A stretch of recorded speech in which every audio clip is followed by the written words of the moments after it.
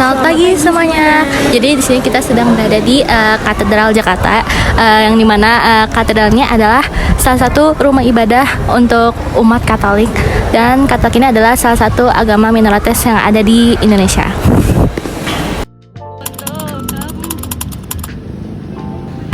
Menurut saya toleransi antara umat beragama itu adalah kerukunan, saling bekerja sama antara satu agama dengan yang lain, lalu saling menghormati, saling berbela rasa dalam arti saling menolong, membantu. Siapa yang membutuhkan pertolongan kita bantu, tidak memandang ras apapun, begitu menurut saya. Terima kasih Bapak. Sama-sama.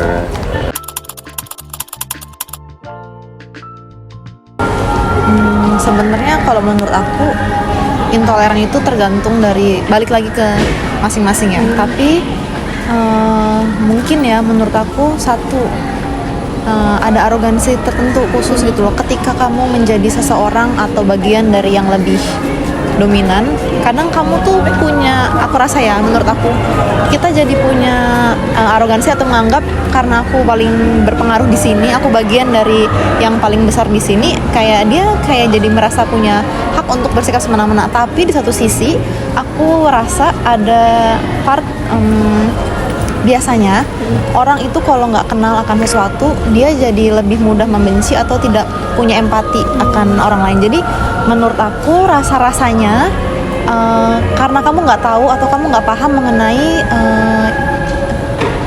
kepercayaan minoritas ini. Jadi menurut aku sih sebenarnya ya penting bagi kita, penting bagi masyarakat umumnya itu mengenal kepercayaan lain, karena waktu dulu ya zaman aku sekolah di Indonesia itu kepercayaan itu cuma 5. Sekarang itu kan kita ada yang gitu kan bertambah, dan kayaknya beberapa kepercayaan lain itu akan digodok lagi kan supaya diakui, bisa dicantumkan di KTP katanya kan gitu.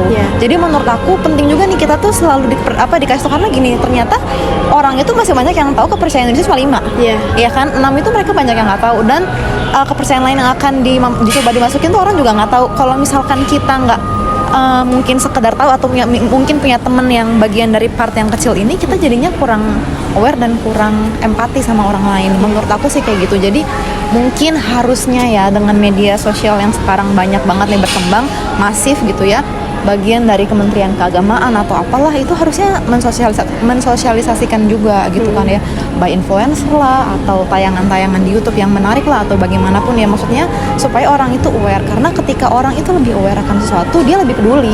Karena lebih peduli, dia jadi lebih mengasihi orang itu gitu. Menurut aku sih harusnya seperti itu. Jadi buatlah orang-orang itu kenal. Kalau orang-orang itu kenal, mereka akan lebih punya empati. Aku sangat setuju dan sangat menghayati perkara kalau tak kenal itu maka tak sayang. Itu menurut aku bener banget, karena tadi kalau kamu nggak paham, kamu nggak punya pemahaman, jadi empati kamu kurang, dan itu tercermin dalam tindakan ataupun kata-kata. Terus